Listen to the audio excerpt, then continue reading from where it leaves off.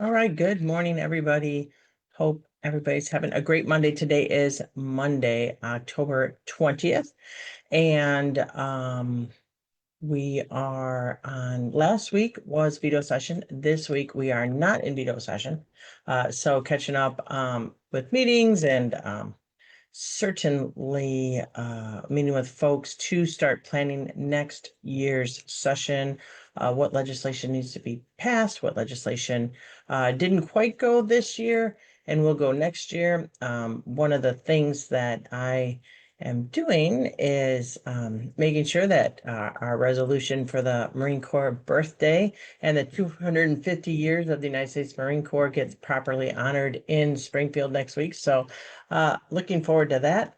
And Halloween is in the season, so I brought out a pretty fun Halloween shirt, and I have a Halloween mug for you all with a little black cat. Those of you that own black cats, that are parents to black cats, know that this time of year you got to be really careful because folks like to steal pets, unfortunately, and especially black cats. So there are some adoption agencies that will not adopt black cats in October because individuals might just use them for the holiday and then discard them. So, but I did have a black cat way back in the day. I actually had a black cat and a white cat.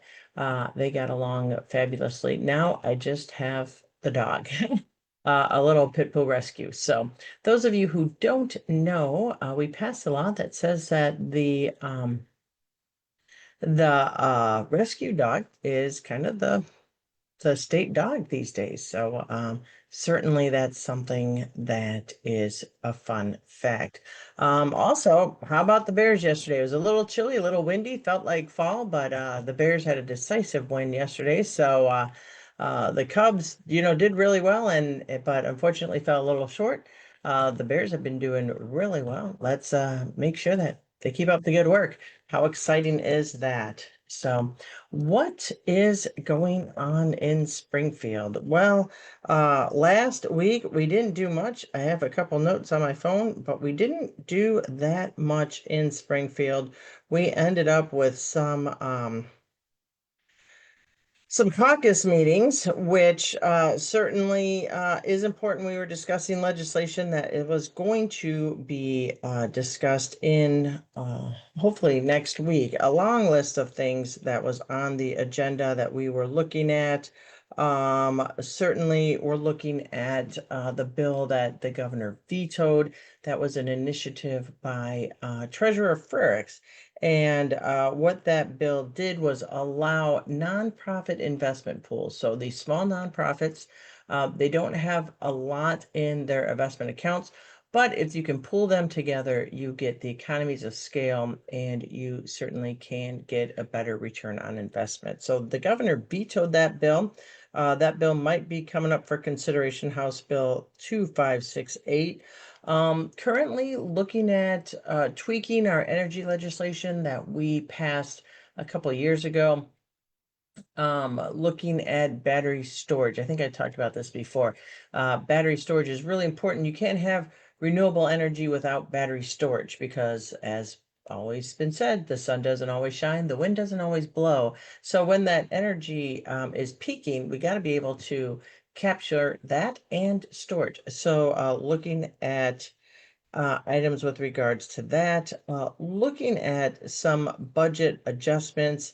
Right now, the state of Illinois, when you do income taxes, state income taxes, when businesses do state income taxes, businesses begin the state income tax where the federal government ends. So all the deductions that the federal government gives to businesses carries on to the state income tax. So if, for example, there's a lot of deductions, if a company ends their state or federal income tax with a zero, they begin their state income tax with a zero and they pay virtually no state income taxes. So looking at the legislation that was passed on the federal level, the big bill, gave a lot of breaks to corporations, to individuals, And so what the state of Illinois can do, it's called decoupling. So we can come back and say, well, we're not going to give credit for that on the national level. So what we do is we decouple that, and then that is then added to the beginning of their income tax. So if we decouple that, then on the state income tax, they still get the deduction on the federal income tax, but on the state income tax, they no longer can get that deduction. So looking at that, also, we always look at the end of every year, we look at obsolete or boards and commissions that just have outlived its usefulness or haven't been filled. And so we look at maybe decommissioning some of these boards and commissions that aren't quite relevant in today's day and age. So I'd be looking at that.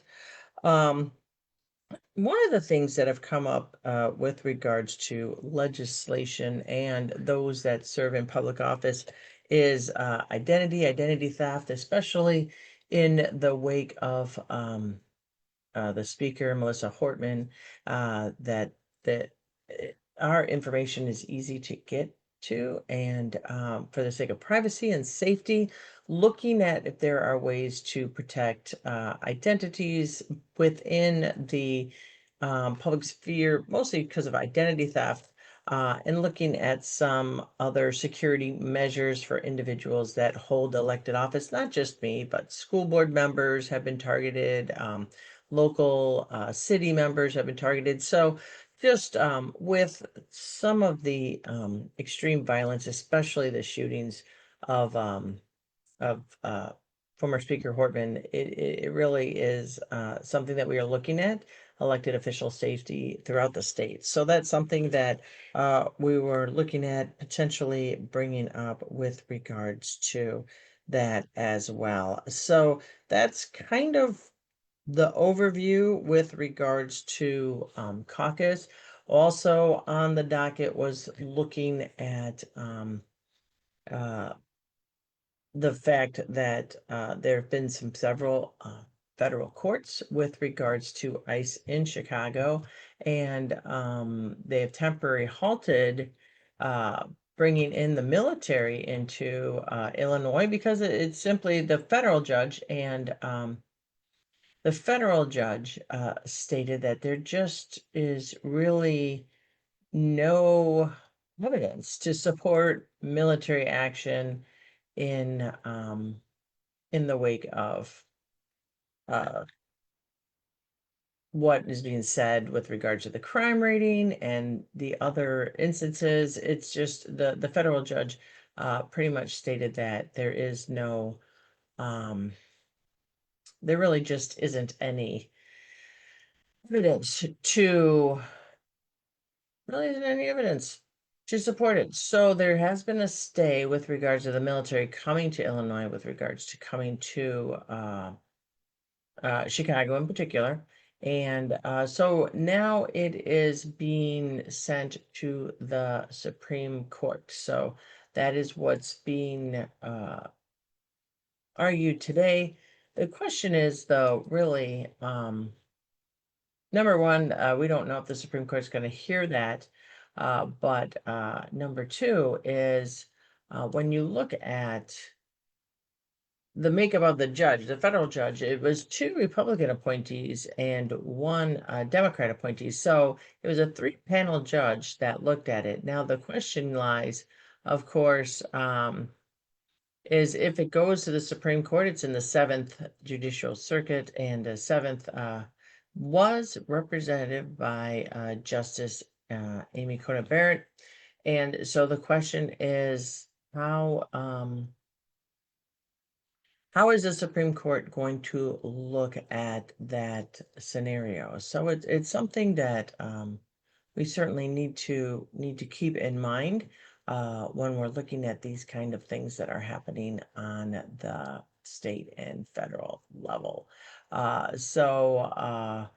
Really unprecedented, of course, in what is going on today, but certainly something needs to be looked at. So um the federal government did step back with regards to the federal government did ask the Supreme Court to allow the immediate deployment of National Guard troops in Illinois, calling decisions by lower court judges blocking the activation of guardsmen as micromanaging. We do have checks and balances in this country. And the check and balance could be viewed as micromanaging if you're going against state sovereignty, which we have in the Constitution. The state has the right to patrol and to operate independent of the federal government. Certainly, it is in our Constitution. According to the federal government, they are arguing that the judicial branch has no right to second guess a president's judgment on national security matters. The court system is the checks and balance on the federal government. The court system is the checks and balance on the legislature government. We have these checks and balances to ensure that one branch of government does not overstep their authority. So there was an October 4th order to federalize and take control of 300 members of the Illinois National Guard, along with the deployment of 200 Texas Guardsmen and another 16 troops from California. That has been blocked since last week. U.S. District Judge April Perry issued a temporary restraining order on October 9th, forbidding the Trump administration from deploying the National Guard, ruling there was no credible evidence there is a danger of rebellion in the state of Illinois. The Seventh Circuit Court of Appeals refused to stay Perry's order blocking the National Guard's deployment, with a 3-judge panel writing in an opinion published Thursday that political opposition is not rebellion. So the administration is insisting that Chicago area protests against Trump's immigration enforcement actions are far more violent than the accounts Perry relied on. The order is set to expire Thursday, October 23rd. There is a hearing the day before, which would be 22nd, to look at the possible extension. So it's really unprecedented times with regards to states' rights, because the state has our constitutional right to operate within our borders. So when we're looking at it, the judge last week said that the Department of Justice arguments, particularly in characterization of the protest, noted they never exceeded 200 people outside the ICE facility in the Chicago suburb of Broadview. There's a growing body of evidence that DHS version of events are unreliable. And on Friday, the Department of Justice stated that they believe the judge's ruling was part of a disturbing and reoccurring pattern that follows similar cases in Los Angeles and Portland, Oregon. Now, I don't know why it's disturbing, because again, in the Constitution, we have states' rights, and the courts are to interpret the Constitution, not certainly looking at one person's or one president's view. It's really our Constitution's. Certainly that's something that's on our desk that we're looking at as well with regards to that situation. Looking at transit, we also had a briefing on transit, looking at revenues, the RTA. Metra, obviously we all ride Metra. They wanted to shift $60 million from operating revenues to the capital side to secure matching federal grants and finance loans for urgent projects in its 2026 budget proposal. However, with the fiscal crisis that they're looking at, the RTA objected to this, and certainly Metra, PACE, and CTA are all looking at budget shortfalls So they're working with the Metro Board and to remove the transfer of 60 million from operating to capital. So in essence, we potentially could be losing matching federal grants for upgrades of the Metro system with this now reverse course of that $60 million. On our desks as well as the federal shutdown. The federal shutdown does affect folks in Illinois, folks that rely on SNAP benefits, which is Supplemental Nutrition Program. They could lose that. The state could lose $350 million that we administered to recipients. And if SNAP funds are not delivered by the federal government, the state of Illinois does not have the ability to backfill that critical resource. So 1.9 million Illinois residents rely on SNAP. In fact, just this spring, I passed legislation to allow veterans who are suffering from food insecurity to also apply for the SNAP program. But the government shutdown is putting those 1.9 million Illinois residents at risk of losing those SNAP benefits. So certainly there's a lot going on. Looking at our universities, so recently, last week, I took a stand for our public universities. The governor's office decided to shortchange universities by and holding back 2% of their budgeted amount. And that is a significant hit to universities. The amounts budgeted and to be quite honest, needed. In retrospect, when I went to college back in the late 1990s, I got out of the military in 94 and attended Northern Illinois University. Back then, our universities were funded more in the budget than they are today. And that's not taken into account with regards to inflation. Really, when you're looking at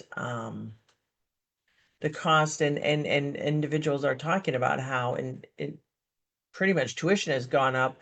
Tuition has gone up because over the years, the state has continued to defund our institutions of higher education and our universities that really provide the workers for our next generation. And certainly that is of a concern. And so I joined other members in the chair of higher education, Representative LaShawn Ford, joining him and calling for the governor to release that 2%. We're chronically underfunding our universities, making higher education more and more and more expensive for our students, and something that we certainly need to address and to look into. Really, it was a bit of a busy week last week, even though we didn't do any legislation. Uh, Certainly that's really, we had briefings, which is important, but now we only have 3 days left of session to get a lot done Tuesday, Wednesday, and Thursday of next week. What else is on my desk? Attorney General Kwame Raoul has filed a lawsuit against State Farm, alleging the insurance giant has not complied with a regulatory examination. The lawsuit is filed on behalf of the Illinois Department of Insurance, alleges the Bloomington-based company did not comply during an examination into its nationwide homeowners insurance business. State Farm said the lawsuit is without merit, and they are seeking zip code level nationwide data about State Farm's policy, including premiums collected, types of policy coverage, and insurance limits.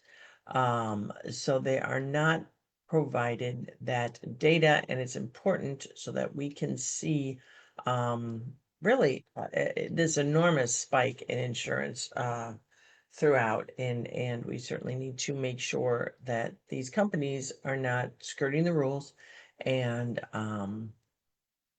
increasing rates without justification. So that's again on our radar. for this week. Now, going back to another thing that the universities are struggling with, besides the budget, I apologize. The universities also, the discontinuation of federal funding from the Corporation for Public Broadcasting. On the university campuses, they did have like radio and public broadcasting. And so the federal funding from the Corporation for Public Broadcasting really hit them as well. Um, Again, several grants and contracts funded in full or part by federal monies that provided more than millions of dollars to our universities have been clawed back by the recent bill passed by Congress. And then due to a shift in immigration policies, we were able to educate international students who wanted to come to here, Illinois, America, to learn. So there's been a huge decrease in international student enrollment. The new federal visa practices and related policies have been really hitting our universities hard as well. So aside from the budget and the 2%, these are other aspects that universities are struggling with, along with actions in the federal government. As I said before, the federal government and the state do, in part, have worked together. Now with the current administration, seems to be really adversarial and not working together, and so it's impacting a lot. The immigration changes are impacting a lot of businesses, and that's going to potentially lead to a recession, which is again another thing on our desks that we are looking at. So there's quite a lot of things going on. Not much really in Springfield in terms of legislation. I informed you of the legislation that we're looking at. One of the things we're also looking at is soybeans. Illinois is the #2 producer of soybeans in the nation. Last year, if we're looking at things, China bought over 105 million tons of soybeans from the US, making it the country's biggest soybean buyer. And this year, China has bought zero. There are other competitions in the world with regards to soybeans. So instead, they are going to Brazilian suppliers. And our soybean producers are frantically looking for new buyers, amid lower prices. In Illinois, agriculture is one of our top economic drivers, and we're one of the largest growers when it comes to things like corn and soybeans. And so it's another thing on our desks that's hitting the state. That's certainly a direct result of the tariffs and the adversarial relationship the federal government is having with China. So certainly that's a huge concern as well. Another bill that got filed, just going to talk about it. It's called by State Representative Cam Buckner, introduced the Stadium Transparency and Responsible Spending Act to ensure that any taxpayer-backed deal for a professional sports stadium is transparent, fiscally responsible, and publicly vetted. So this is looking at mostly in response to the Bears looking to relocate to Arlington Heights. His bill would make a full public online disclosure, independent franchise-funded cost-benefit analysis, 2 public hearings, full reimbursement by the franchise for any lost property tax revenue for public schools, libraries, emergency services, full repayment of all subsidies plus 5% annual compounded interest if the franchise relocates or fails to meet other economic commitments. So that was filed as well. So certainly we are looking at the budget that's on the top of the list in Springfield that I was looking at being on two budget committees, General Services Approps and Pension Approps. So looking at the Budget Bill Act that was passed in Congress recently, we're looking at potentially having a $267 million deficit. We are looking at potentially a $2.2 billion projected budget deficit in the next fiscal year, which begins July 1. And why is this? It's because, as what I mentioned, in the national level, changing policies, our state corporate income tax receipts are declining. Businesses aren't doing well. And the indicator of that is, uncertainty in government is always a factor when it comes to corporates and corporations and individuals being laid off. Being laid off on the federal work. We have hundreds of thousands of federal workers in Illinois. They're no longer shopping. They don't have disposable income. The unemployment rate is going up. So our corporate income tax receipts for the first quarter of the fiscal year were $215 million lower than the same period during the previous fiscal year. And what was looking at is there were some things that were passed in May that I didn't, some additional taxes that were passed in May that I did not support. Was hoping to get corporate receipts actually up 10%. That did not happen. It's just not happening at all. We had talked about having a very conservative budget, and instead, the budget spent significantly more than last year. Much of the state's tax code, like we were talking about, is in sync with federal law, and the federal changes really is causing the state's unexpected shortfall. So, according to the Governor's Office of Management and Budget, the bill that passed in the legislation will cost the state about $587 million this fiscal year in corporate income tax receipts and another $249 million in individual income tax receipts, although the commission reports that individual tax receipts are still on par, rising as was expected. Research and development expensing represents about 320 million of that. That's the biggest hit. Certainly those are things that we are looking at. But keep in mind, about this time last year, the governor's budget office projected a $3.2 billion budget deficit, and that didn't turn out to be the case. So the latest projection, we always look at it. These are projections. They're not always set in stone. We don't know the numbers until it's actually realized. We're still looking at certainly a lot of things with regards to the budget as well. So, actual deficits may actually be higher than what we're talking about too.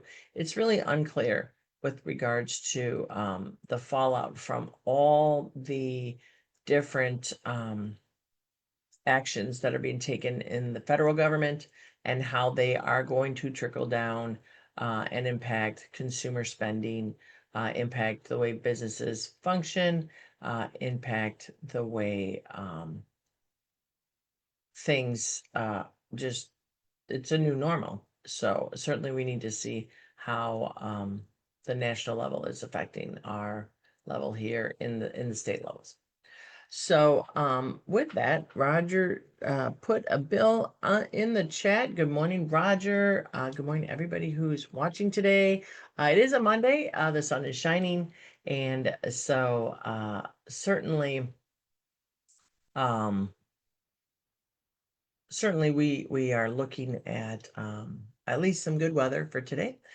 So that's good. On the local level, now I know a couple of people have talked to me about Cyrus One. There is a data center, and the city of Aurora announced that they reached a legal agreement with Cyrus One aimed at addressing citations the city issued against the data center earlier this year. Residents for months have been raising concerns about the noise coming from Cyrus One data center. I've even gotten calls on it myself. I talked to the mayor about it myself. It's on the corner of Viola and Deal Road, so just outside my district, but close enough to touch it. And it's near Interstate 88. So there were some company meetings and they put in place some temporary measures. It was announced that lawyers from Aurora and Cyrus Run both signed an agreement that sets a timeline for temporary and permanent fixes to be in place, lays out penalties for the company not following the order, and includes a $40,000 fine that could be lowered. So they put in place, the city of Aurora put in place a temporary moratorium on new data centers and warehouses, citing in part resident concerns about noise from data centers. Now, what really I think is not the issue, but the city of Aurora has zoning, comprehensive zoning plan that says where things can be located and has it laid out, residential, commercial, warehouse, and the like. Data centers are supposed to be the next set, if you can look at in manufacturing. And so the zoning laws for the city of Aurora and this comprehensive plan never imagined data centers. The comprehensive plan's been there almost 20 years when I was an alderman. And so I think the city of Aurora needs to step back and look at where new data centers and warehouses and how far from residents and where they can be located and where they can be supported. So concerns about the noise from generators that have to turn on to provide backup power to the data center in case of blackout, and from chillers that sit on top of the data center's building. So repairs were made to the Cyrus One data center in April, required the use of backup generators for many days straight, caused consistently loud noise in the surrounding area that residents called unlivable and horrible. So they put into place some temporary measures to address both the sources of sound, the permanent fixtures for the generation noise, and working on a permanent solution for the rooftop chillers noise as well. So when the temporary measures were up, residents said repairs were less impactful than the generators were still so loud that they could hear them inside their homes. A large portion of the newly approved order is devoted to setting up a timeline of completed work and deadlines that future work must be completed by. So a sound wall was put up around the backup generators on May 20th. The wall must stay up until a permanent sound wall to mitigate generator noise is built and approved by the city. A permanent generator sound wall for the facility's south yard was completed and inspected by the city before September 30th. The West Yard section must be completed by this week, October 23rd. So there is a web page set up by Cyrus Run to communicate with nearby residents about noise mitigation efforts. It says all generator sound walls will be finished and completed, should be completed by a couple weeks ago, and they are required to complete the staining and finishing of the wall by December 31st. Now, to mitigate the chiller noise, they installed a temporary rooftop sound wall on June 14th. Like the temporary generator wall, the company is required to keep the rooftop wall up until it has a permanent solution in place. So building materials for the permanent chiller noise solution is expected to arrive around the end of the year and beginning next year. So I talked to the mayor about this, and that was just announced last week. So I know it's been a big issue for residents in that area. So certainly people, the houses were there before the data center. So they definitely need to um, be cognizant of that. So other than that, um, just continuing to look at potential legislation. legislation that's been filed. Um, some of legislation that got filed, one bill that got filed, we could still file bills right now, to be considered next year or potentially during veto session. But State Senator Christina Castro led a measure through the Senate that would make a temporary cocktail to go state law permanent and create new rules to allow more small Illinois distilleries to self-distribute spirits. It would create a Class 3 craft distiller's license, which would allow the distillery to manufacture up to 100,000 gallons of spirits annually. The licenses would then be able to apply for the ability to self-distribute up to 2,500 gallons annually. We had a temporary law permitting bars and restaurants to sell cocktails and mixed drinks for delivery and curbside pickup, often referred to as cocktails to go. So looking at a measure that would eliminate the requirement for a business applying for a liquor license to provide a tax bond during the application process, so kind of easing some of the barriers for small businesses as well. So that was filed by Senator Castro. So certainly not a lot of bills are being filed this right now during veto session. Mostly we file them in January for the year, but we are looking at legislation that we can file now to look at it and then have considered in January. So because sometimes these bills take a bit of work.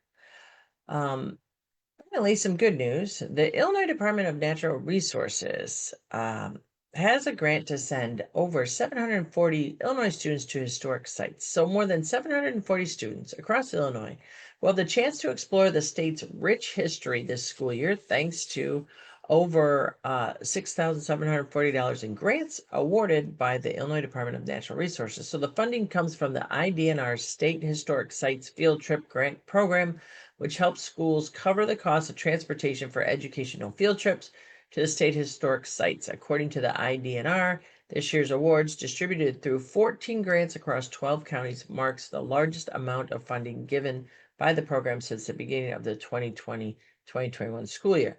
Now, on that vein, I've gotten some calls about Laredo Taft and NIU, and Northern Illinois University did stop operating Laredo Taft because it was a $400,000 budget deficit. As I said before, the state of Illinois has been underfunding its universities for the past 20 years. However, Northern Illinois University understands the importance of Laredo Taft and is working with the Illinois Department of Natural Resources to transfer ownership to IDNR, and hopefully we will have an update on that soon. So they are working on that. And then finally,